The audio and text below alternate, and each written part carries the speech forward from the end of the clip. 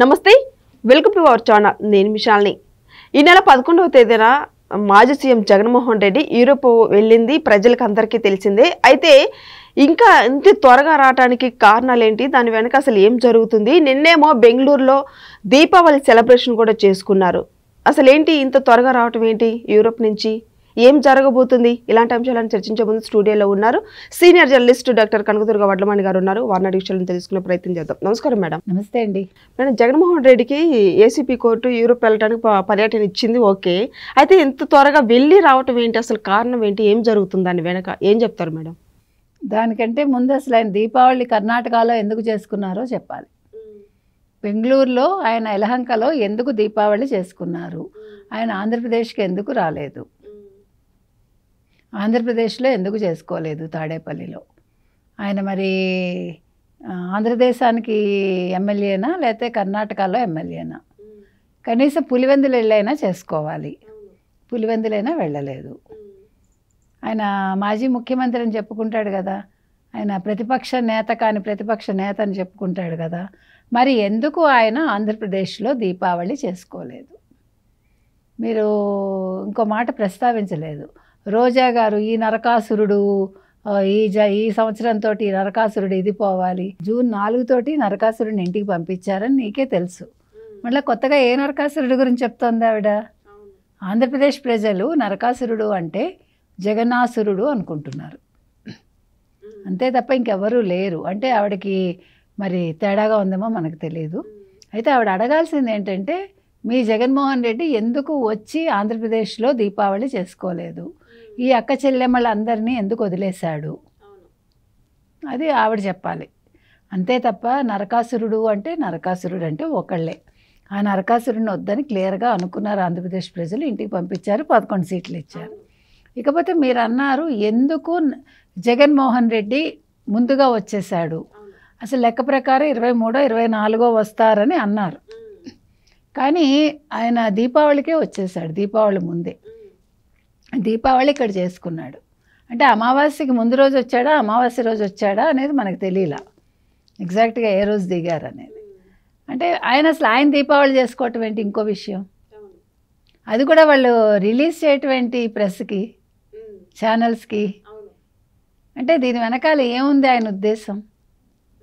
Even Bharathi Reddy కూడా చిచ్చుబుడ్లో ఏవో వెలిగిస్తూ, ఇద్దరు జగన్మోహన్ రెడ్డి వెలిగించి వెనక్కి వెళ్ళి మళ్ళా వచ్చి వెలిగించి, మీరు కూడా చూసే ఉంటారు. అంత స్పెసిఫిక్గా ఎందుకు ఆ ఫోటోలు వదిలారు? నాకు ఇంకొకటి ఎంత ఆశ్చర్యం వేసిందంటే, అంత పెద్ద ప్యాలెసా? నా కళ్ళు చెదిరిపోయాయి నిజంగా చూడగానే. నిజంగా మరీ అంత బాగా వెళ్తురు లేదు, కానీ అందులోనే అంత పెద్ద ప్యాలెస్ ఎట్లా సంపాదించాడబ్బా అనిపించింది. అంటే మేము జర్నలిజంలో ఉండి కూడా మేము ఇంత పెద్ద ఇళ్ళు కూడా కట్టుకోలేకపోయాం కదా, మరి ఒక ముఖ్యమంత్రి కొడుకుగా ఉంటే ఇంత సంపాదించవచ్చు అనేది ఇంత బాగా అర్థమవుతుంది. అయితే అసలు ఈయన ఎందుకు వచ్చాడు? సిబిఐకి భయపడ్డా? మళ్ళీ ఇప్పుడు సిబిఐ చెప్పింది కదా మీరు వచ్చాక కోర్టుకి హాజరు కావాలని.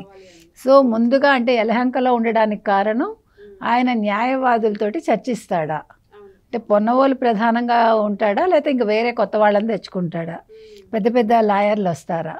అసలు నాకు ఇంకొక పెద్ద క్వశ్చన్ డౌట్ ఏంటంటేనండి, అసలు ఈ లాయర్స్ అందరికీ డబ్బులు ఎవరిస్తారు?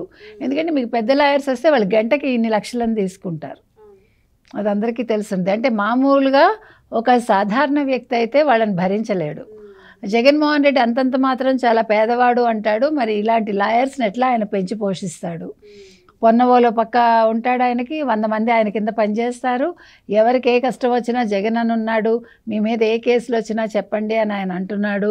ఓ పక్క ఇవాళ చూస్తే మీకు తెలుసో లేదో, సోషల్ మీడియాలో పనిచేసే జగన్కి పనిచేసే వాళ్ళందరూ కూడా చాలా ఫైర్ అవుతున్నారు, మాకు జీతాలు ఇవ్వట్లేదు, మాకు డబ్బులు ఇవ్వట్లేదని.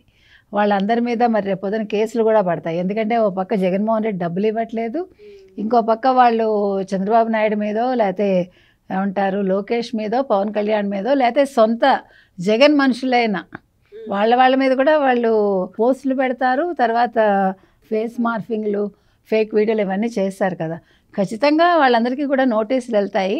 మరి వాళ్ళని జగన్మోహన్ రెడ్డి కాపాడుతాడా? జగన్మోహన్ రెడ్డి కింద ఉండే ఈ న్యాయ వ్యవస్థ అంతా కాపాడుతుందా ఈ న్యాయవాదులందరూ? లేదు, వాళ్ళకు కూడా జీతాలు ఇవ్వట్లేదా?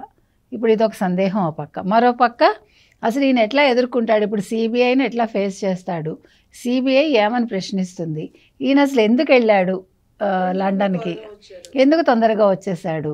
మేడం మరోపక్క సిబిఐ కోర్టుకి వెళ్ళే అంటే యూరోప్ వెళ్ళే ముందు ఫోన్ నెంబర్ కూడా తన సొంత ఫోన్ నెంబర్ ఇవ్వకుండా వేరే వాళ్ళ నెంబర్ ఇచ్చారని మనకు వచ్చింది. మరి ఇట్లా అన్ని అంశాలు పెట్టుకొని మనసులో జగన్మోహన్ రెడ్డి త్వరగా వచ్చిండా ఏంటి అసలు ఏం? You are right, absolutely. అసలు పాయింట్ ఏంటంటే మనం మీకు గుర్తుందా మొన్న మనమే మాట్లాడుకున్నాం ఇదే ఒక వీడియోలో, ఇప్పుడు ముందే రప్పిస్తారు వాళ్ళు అని అనుకున్నాం కదా, ఇప్పుడు ఈ నెంబర్ తప్పించినందుకు వాళ్ళు రప్పిస్తారు అని చెప్పాం మనం. అయితే 23 వరకు వాళ్ళు దాన్ని డ్రాగ్ చేస్తారా, 23 లోపు రప్పిస్తారా అని అడిగాం. సో ఇప్పుడు సిబిఐ చెప్పే వచ్చాడు అనేది ఇక్కడ క్లారిటీ వస్తుంది మనకి. అంటే తప్పు నెంబర్ ఇచ్చినందుకు ఇప్పుడు సిబిఐ పిలిపించింది, మీకు అర్థమైందా?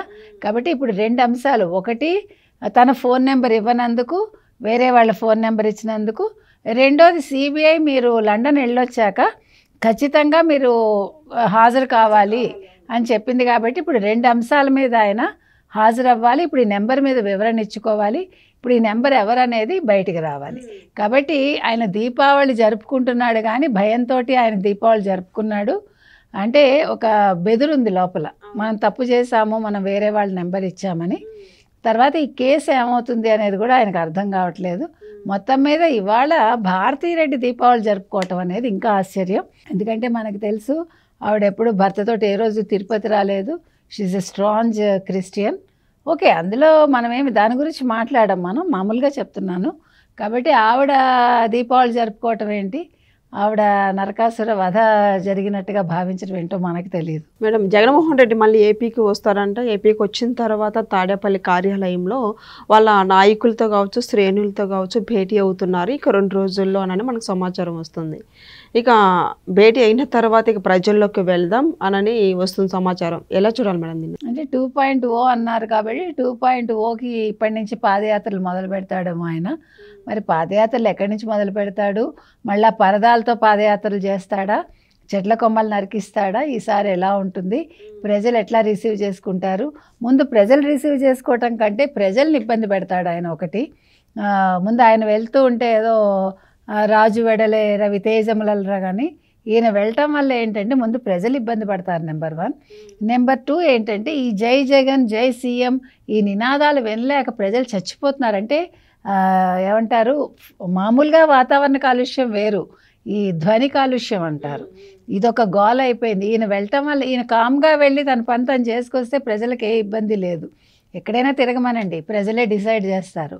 కాకపోతే ఏంటంటే ప్రజల్ని ఇబ్బంది పెడతాడు కాబట్టి ప్రజలు ఆలోచించుకోవాలి, ఈయన్ని రానివ్వకుండా చేస్తారా, ఘొరావు చేస్తారా, జగన్ హటావో అంటారా అనేది చూడాలి. మేడం జగన్మోహన్ రెడ్డి యూరోప్కి వెళ్ళి త్వరగా రావటం అనేది ఇప్పుడు ప్రజల్లో కూడా ఆసక్తికరంగా అనిపిస్తుంది. అది ఎందుకంటే ఇప్పుడు ఏసీబీ కూడా ఆల్రెడీ చెప్పింది ఏంటి, కేసుల మీద బయట ఉన్నావు కాబట్టి త్వరగా రావాలి, ఇక తర్వాత సరెండర్ అయ్యే అవకాశం ఉందంటారా? ఏమంటారు మేడం? మనం ఏమి చెప్పలేమండి. అంటే అతను ఏ రకంగా ప్లాన్ చేస్తాడు, జగన్మోహన్ రెడ్డి ఎప్పుడూ కూడా మన అంచనాలకి వ్యతిరేకంగా ఆలోచిస్తాడు. అంటే ఊరందరిది ఓదారి ఉలిపి కట్ట దోదారి అంటారుగా, ఆ రకంగా ఉంటుంది. కాబట్టి జగన్మోహన్ రెడ్డి ఏం చేస్తాడు, ఎలా ఆలోచిస్తాడు మనకు తెలియదు. కాకపోతే బీజేపీ సపోర్ట్ లేదు కాబట్టి ఇప్పుడు జగన్మోహన్ రెడ్డి ఒక రకంగా ఒంటరివాడు అయినట్టే. కాకపోతే ఈ ఒంటరితనం అనేది జైలుకి తీసుకెళ్లేంత వరకు ఉంటుందా, లేదు ఇంకా అతనికి అక్కడ ఇంకా ద్వారాలు తెరుచుకోబడవా అనేది వేచి చూడాలి మనం. ఏది ఏమైనా జగన్మోహన్ రెడ్డి నెక్స్ట్ వేసే స్టెప్ ఏంటి అనేది ఎల్లుండ ఆంధ్రప్రదేశ్కి వస్తే అప్పుడు తెలుస్తుంది. Thank you madam.